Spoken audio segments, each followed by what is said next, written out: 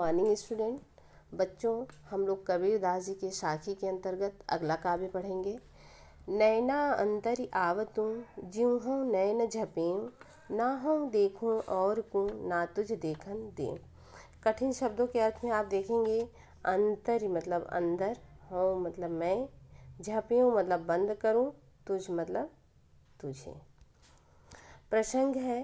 प्रस्तुत दोहे में कबीर ने परमात्मा के प्रति आत्मा का अनन्य प्रेम प्रदर्शित किया है। व्याख्या। प्रस्तुत दोहे में कबीरदास जी कहते हैं कि जीवात्मा कहती है कि हे प्रीतम, ज्यों ही मैं अपनी आँखों को बंद करूं, तुम मेरे आँखों के अंदर आकर बैठ जाओ। तुम मेरे इतने प्रिय हो कि मैं तुम्हारे सिवा किसी अन्य को देखना नहीं चाहती, और ना ही मैं चाहती हूँ कि कोई और तुम्हें देखे। कवि के कहने का भाव यह है कि दोनों एक दूसरे के प्रति अनन्य प्रेम भाव रखें, जो प्रेम का चरमोत्कर्ष होता है। इसके अंतर्गत काव्यगत सौंदर्य में कला पक्ष में प्रेम के परमोत्कर्ष भाव को अभिव्यक्त किया गया है। रस जो है वह भक्ति युक्त श्रृंगार है। कला पक्ष में अलंकार अनुप्रास है। भाषा पंचमेल खिचड़ी अर्थात सधुक्कड़ी है। शैली प्रतीकात्मक है और छंद जो है वह दोहा है।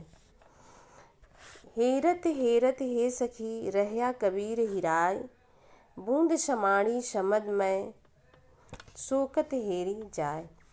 कठिन शब्द के अर्थ में हेरत हेरत मतलब खोजते खोजते, हिराई मतलब खो गया, समाड़ी लीन हो गई, समद मतलब समुद्र और कत मतलब कैसे। प्रसंग। प्रस्तुत दोहे में कबीरदास जी ने आत्मा और परमात्मा के मिलन एवं उनकी एकरूपता का वर्णन किया है। व्याख्या। कबीरदास जी कहते हैं कि हे जीवात्मा रूपी सखियों, परमात्मा को खोजते खोजते मैं स्वयं ही खो गया। अर्थात परमात्मा को प्राप्त करने की कोशिश में मेरा अलग अस्तित्व कोई नहीं रह गया, मैं स्वयं ही परमात्मा में लीन हो गया। जिस प्रकार पानी की कोई बूंद यदि सागर में गिरे तो वह अपना अस्तित्व खो देती है और उसे खोजना असंभव हो जाता है, ठीक उसी प्रकार जीवात्मा के परमात्मा में विलीन हो जाने पर उसका अपना अलग कोई अस्तित्व नहीं रह जाता है। ठीक उसी प्रकार समुद्र में मिलकर बूंद भी अपना अस्तित्व खत्म कर देती है और परमात्मा से अलग जीवात्मा का अपना कोई अलग रूप नहीं रह जाता है। इसके काव्यगत सौंदर्य के अंतर्गत भाव पक्ष, इसमें रस जो है वह शांत है।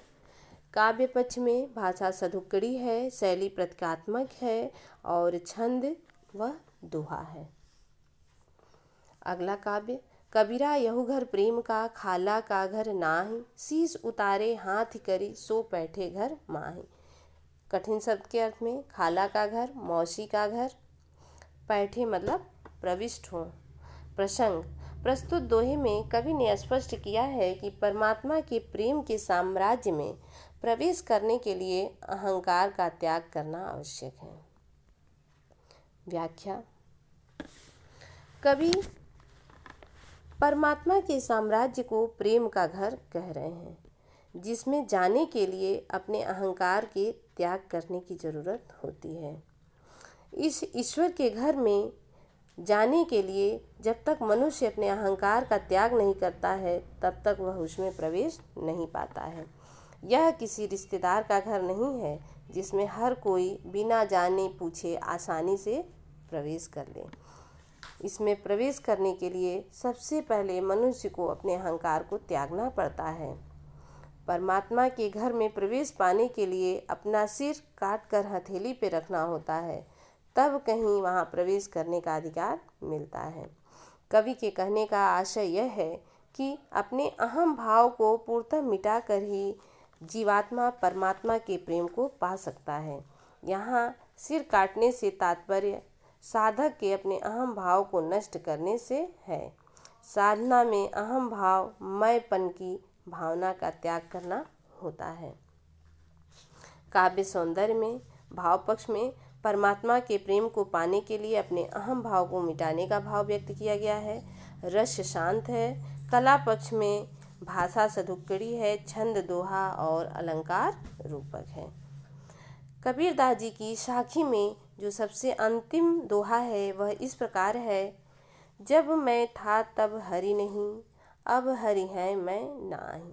सब अंधियारा मिट गया, जब दीपक देखा माही।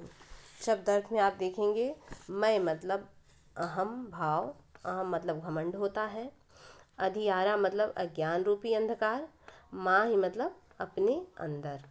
प्रसंग, प्रस्तुत दोहे में कवि ने अहंकार को समाप्त करने की प्रेरणा दिया है।